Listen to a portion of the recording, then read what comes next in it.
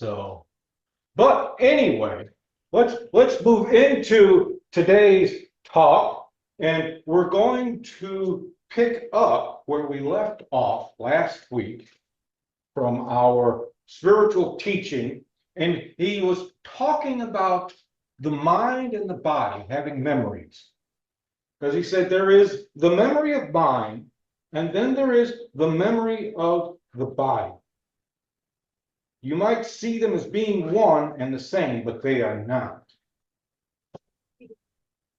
The nature of the mind is, as I flip the page, the nature of mind is one nature, and the body has its own. So, what are your thoughts about that?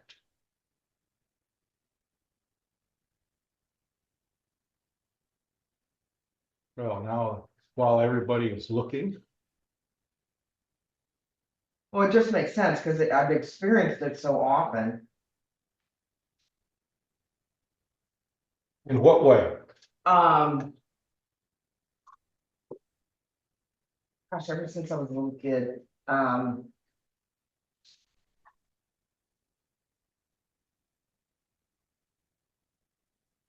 An old-fashioned word, and it's called being in a brown study.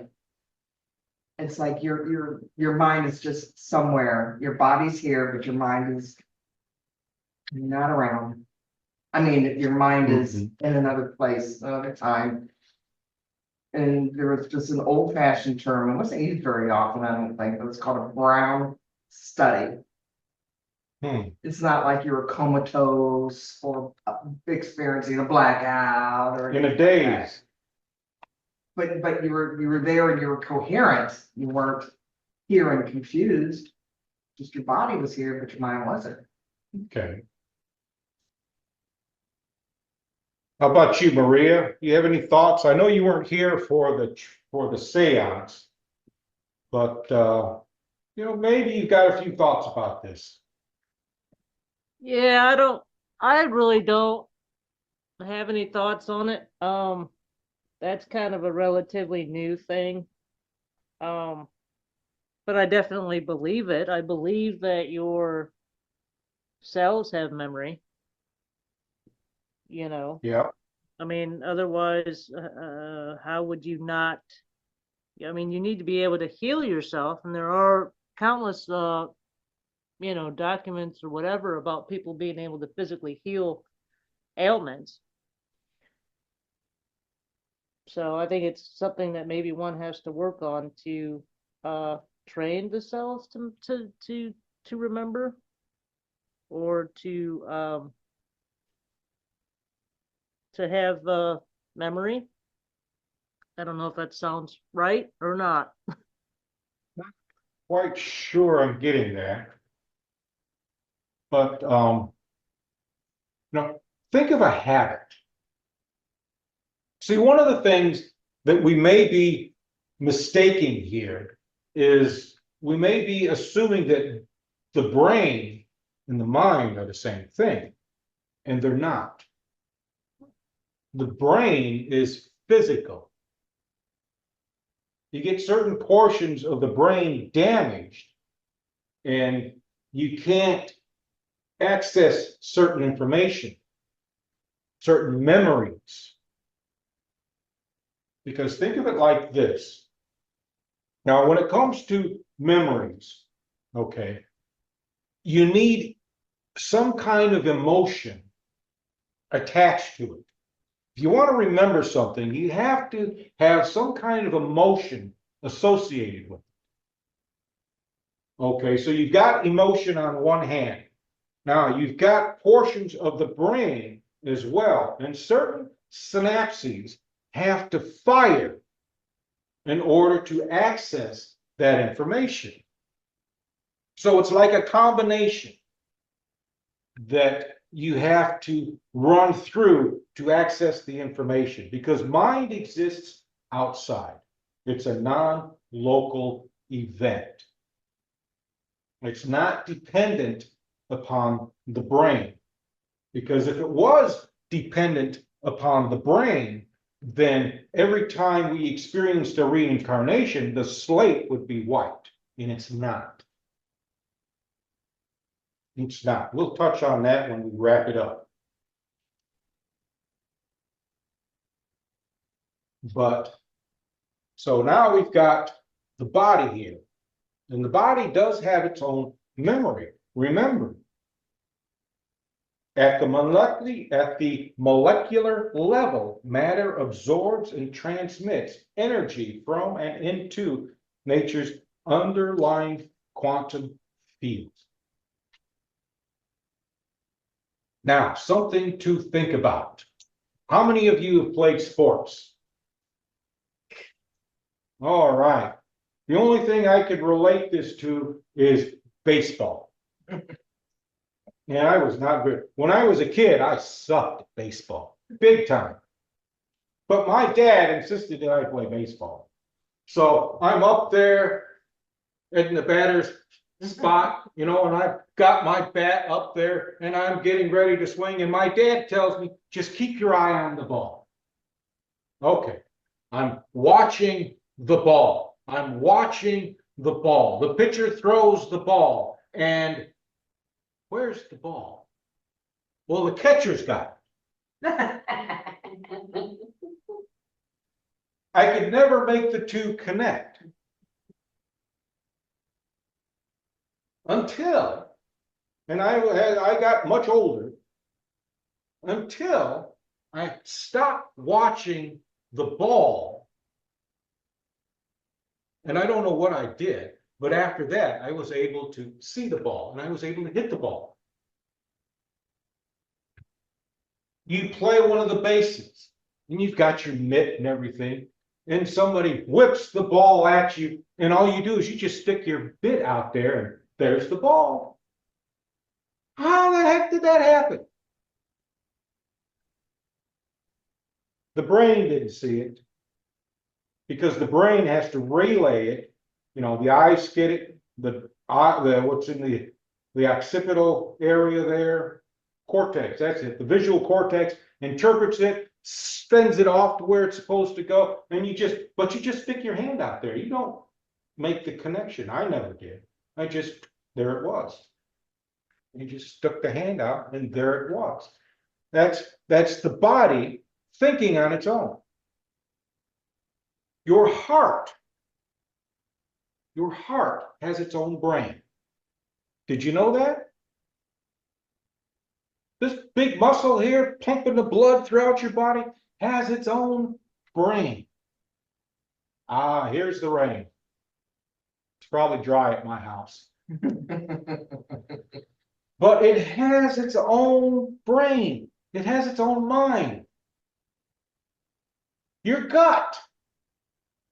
You've got that big ganglion in your gut there that sends the signal from your gut to your brain. It says, all right, stop eating. And your brain says, but this tastes so good. And your gut says, stop eating. And next thing you know, you're 3 sizes past where you were at beforehand. You know, that's the body. That's the body communicating. So the body has its own memory. Matter has its own memory. And we are souls, correct? We are light beings. Everything I've read describes the soul as a light being, whether it's science or paganism or religion or spirituality. They all describe the soul as being light. And light is what? You can't quite touch it. It's a non-local event that's emitted from a local event. That's a good way of putting it. Wish I'd thought of it, but I can't take credit for it. So the body has a memory of its own. It has a mind of its own. Does that make sense? What are your thoughts, Connie? Does that make sense for you?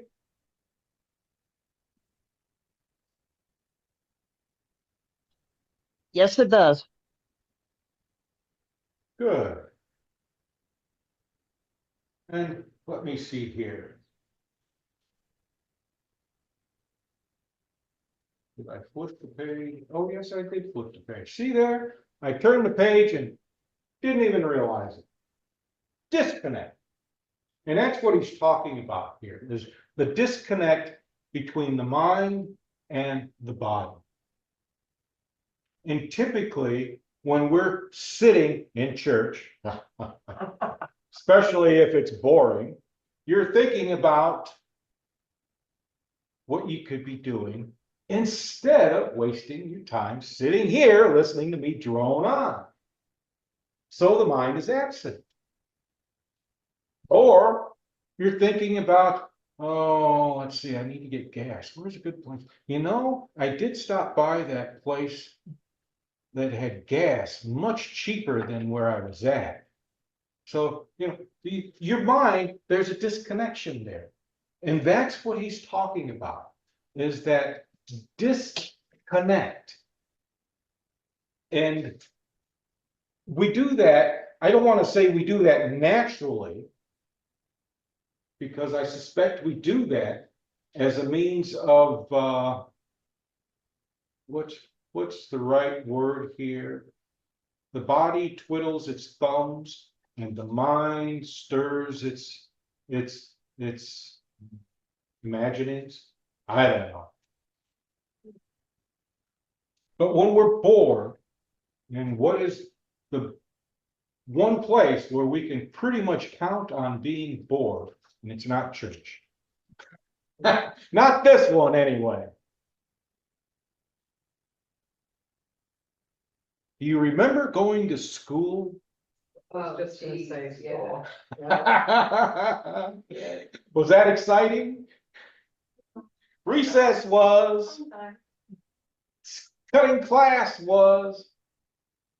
So we actually learn, we teach ourselves to disconnect the mind from the body, because we can't just get up and walk out and do something that's a little more engaging. So we teach ourselves to disconnect the mind. So it's a learned condition. And the Buddhists teach us that the natural aspect of mind is clarity. Clarity of thought. And when do you have clarity of thought?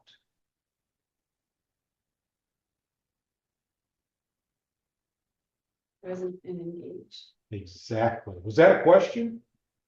Maybe, I don't know. Oh, yes, when you are fully present and engaged. That is the only time your mind is not off doing its own thing and your body is off twiddling its thumbs, because the body can't exactly get up and walk off without the mind telling it to do so. So it just sits back and twiddles its thumbs. Does that make sense? So what are your thoughts about that, Sharon? Well, I think I've experienced a lot of that not being there. And I don't know, maybe it's when you get older that happens more, you know, because I don't remember being that distant when I was younger. But I feel like a lot of times I'm off in another place. Just not there. I don't know if it's because I'm bored. Or maybe you just think about things harder when you're older. Or think about things that you didn't have time to think about when you were younger. You know what I mean? You're comparing how you are now Yeah, with what you were before. okay, And the biggest difference between how you are now and what you were before is you have more experience today than you did beforehand. mhm. It's true. It's true. So, and that wisdom there, they call it wisdom. Most of us have it. Some of us just run off at the mouth like I do. But, you know, as we get older, we do have these experiences. And the experiences, I don't know about you, but for me, the experiences that crop up a lot are, well, typically those things that I have yet to resolve. They just kind of wander around, you know. This brain, mind, as well, is a big pot of stew, and we're just stirring the pot. And every so often we scrape the sides, and when we scrape the sides, one of those memories pop up. Where the heck did that come from?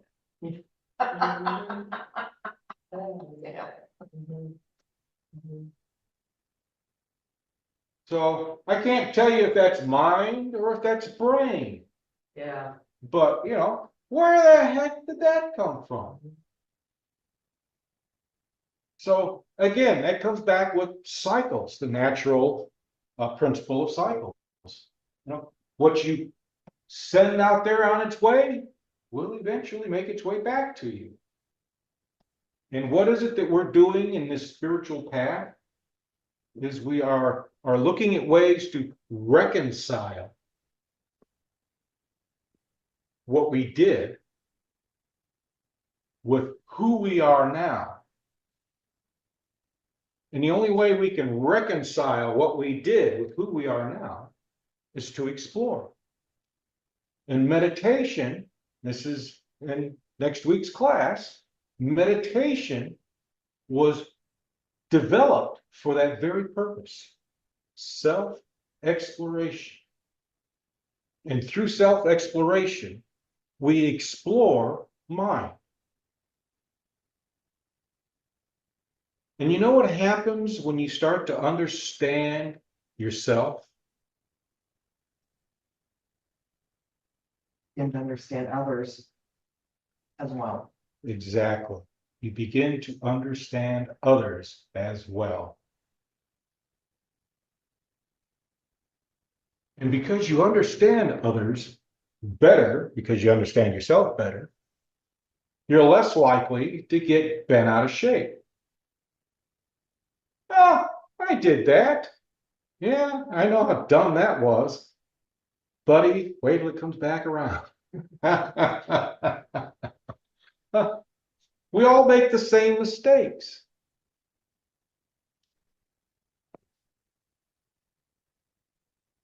So the nature of the body is moving. If the body is not moving, it is against its nature. So it does things to cause movement because that is its nature. There's one right there. yeah. Sitting still too long. The body was designed for movement, yes? Just like in the commercial, which aired probably a decade or so ago. I think the commercial was a body in motion stays in motion. And the idea behind that commercial was so that we would get up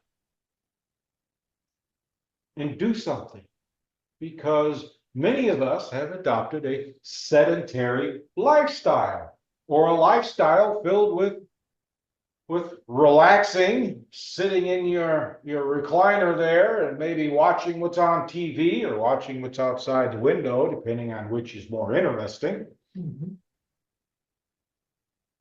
Or laying on the beach, taking in the sun, and then watching everything going on around you. Many of our jobs today require less movement.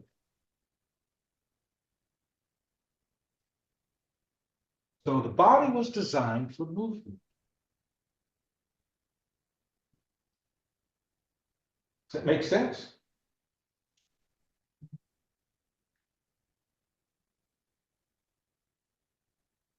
Okay, so let me see here. We don't need the rest of that.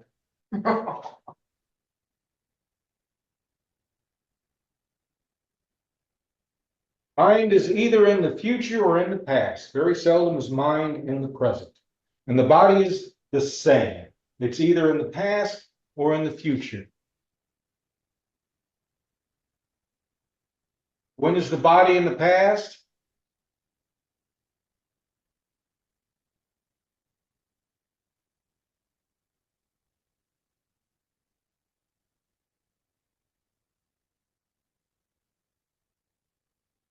You have that habit of doing that when you're trying to figure something out. I know, And I gave you a clue. I missed it. I know. I never was good at whodunits. It's something I said. Wow, oh. The portion, what, the impulse to move, or give, the impulse to move, it gives you. Whenever you're in deep thought, you have this habit of doing this. Mhm. So I gave you the word again. Did anybody pick up on it? Thought, Nope. deep. Habit. Habit. Habit. Yes.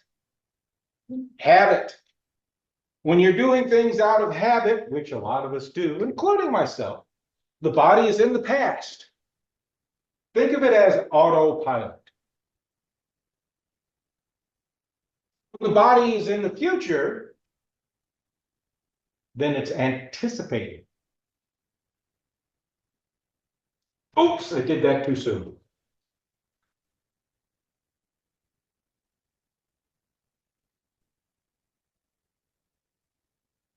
So the body does things through habit and anticipates, and through anticipation, and the mind just wanders in the past or wanders in the future. Does that make sense, Maria? Does Yes. that make sense, Shay?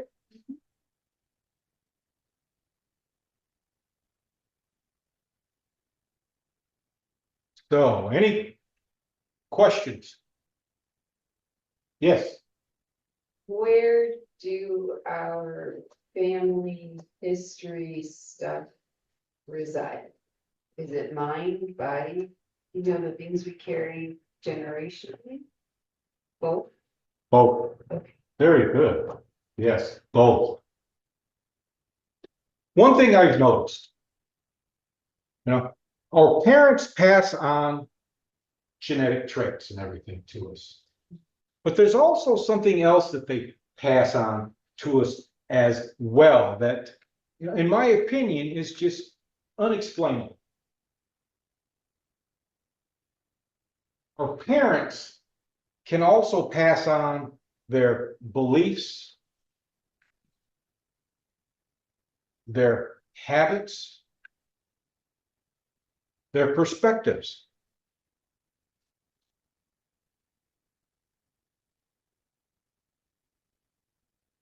Because I've been told upon occasion, I would go visit somebody and they would have the TV on and I'd say, well, if I'm visiting, why do you still have the TV on? Because you're going to be watching TV and not visiting with me. And somebody said, your dad was the same way. No, well, my dad passed on when I was 13, so. And I think I was in my 30s. Bad. Yes. Could our physical stuff and healing we're trying to do have family stuff going on that we're not aware You don't understand the question. of? High blood pressure for me, as an Mhm. example. Is it possible, it runs in my family, is it possible that I'm not just battling my own things? That as I try to heal myself, am I trying to heal theirs too? Is it something I should embrace to heal myself? Is the idea of I've carried this generationally and I can release it now? Okay. It's where the mind is going to be at. Okay. If Do you believe that wholeheartedly, believe that? Then yes, Oh, okay, okay? thank you. Because myself, I don't subscribe to something like that. Okay.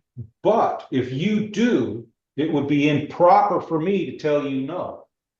Good. So if that is your belief, then yes. But something else to keep in mind, okay, as we grow older, the body changes. Mhm. So our blood pressure increasing is part of the aging process. It sucks, Yeah. but it's part of the aging process. This is why the body was designed to move, because it's that flexibility that the body relies on. Flexibility, elasticity, and such.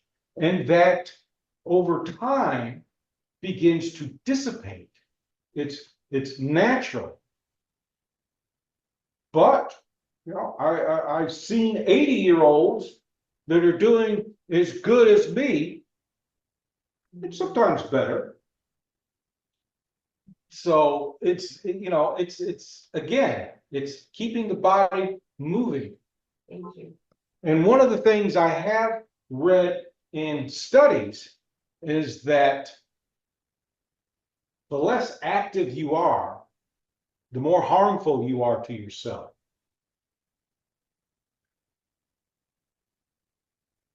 So, Like a car that sits in the garage too long. Yeah. exactly. I've got a motorcycle. I'm gonna probably end up redoing the whole thing because I haven't had time to work on it. Things that are built for motion need to be put into motion periodically. So, all right. What are your thoughts, Beth? Oh, this just, I'm glad that we're having this thing because it just helps connect the dots. And I think, I think our parents pass on cell memory Yeah. to us. Yeah, they do pass stuff on, but to what extent, I couldn't tell you. That's why I said if that's your belief, then yes, follow through with it. Well, it's explain an experience I had. This was probably a couple of decades ago when I still had carpet in my house. So I was shampooing it. And I like had over shampooed and I was in my bare feet. And I had beige carpet. And suds start coming up. And I'm looking and I'm watching suds come up between my toes. And all of a sudden I have some kind of memory that's not my own. Standing in like on a beach. On sand and watching that the water suds come up. And it's like, I know this is not, I know, and I felt that I was at least a teenager, and it's like, so I know it wasn't my memory. Mhm. So I called my mother, who grew, for part of her life, grew up on the Severn River, which is an estuary, so it's semi-salty and it has tidal pools. It's coming in from the Chesapeake Bay. And I described what I saw, and she goes, oh yeah, I used to do that all the time. Walk in the sand and watch that water foam come up between my toes. Wow. Now, the researchers have spoken about ancestral memory and cultural memory. So those do fall in line with what we're teaching, but it's just too vast to explore. But they do say it exists within the mind, not necessarily the body, but within the mind. So stuff does get passed along. And then you've got reincarnation, past lives. There's a lot of memory there. If the brain were to hold all that memory, we would be walking around holding our heads up. So, Connie, what are your thoughts?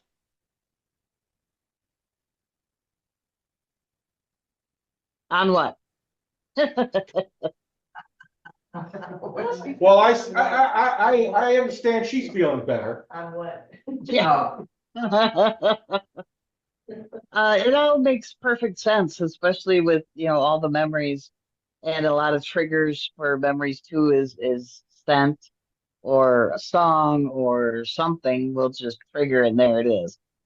And the speed at which it happens is just beyond the physical. Exactly. That's quantum entanglement there. Exactly. Yeah, there's nothing faster than the speed of thought.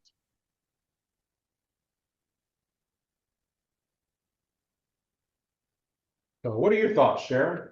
Well, I had this image pop up in my head of, do you remember the 8 ball?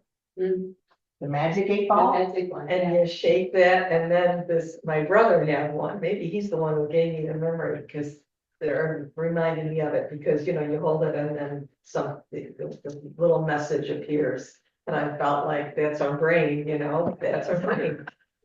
We are these, when you said if we stored all those memories in our brain, we couldn't hold our heads up, well. And that's when the image appeared, so I don't know, I feel like that's, you're probably right, they have to just kind of float up to the surface. When something shakes When it up. something, exactly, thanks, Rich. There's a lot to be said about randomness. Randomness is typically more of the natural flow than anything else. I mean, the thing about being sentient or conscious is that we like to know where we're going. And the only way to know where we're going is to be in control. But randomness, when somebody says everything happens for a reason, that's what they're talking about. They're referring to randomness. So what are your thoughts, Maria? I don't know. I'm just kind of listening, just trying to take all this in. Sounds good, Yeah, sometimes Sounds we good. get too deep. yep. Oh no, I love it. It's just it'll be one of those. My thing is that I come up with interesting questions and answers or whatever after the fact. Ah, So, yeah, I have that habit too. But you can always drop me an email. I think the email is on the website. So you can okay. always do that. And Shay, what are your thoughts? I don't have anything else. I think good session. Okay, good. Well, then I will leave you with this, a little something from Allan Kardec in his The Spirit's Book. And he asks the question, does a spirit retain, when incarnated, any trace of the perceptions they have had and the knowledge they had acquired in their former existences? And the spirit responded, there remains with them a vague remembrance, which give them what you call innate ideas. So then he asks, then the theory of innate ideas is not something hoped for that is impossible. And the spirit says, no, the knowledge acquired in each existence is not lost. They may, during the incarnation, forget partially and for a time, but the latent intuition which they preserve which preserves all of what they have once known, aids them in advancing. And I want to thank you all for allowing me to share this with you, and I want to thank you for sharing your thoughts with us.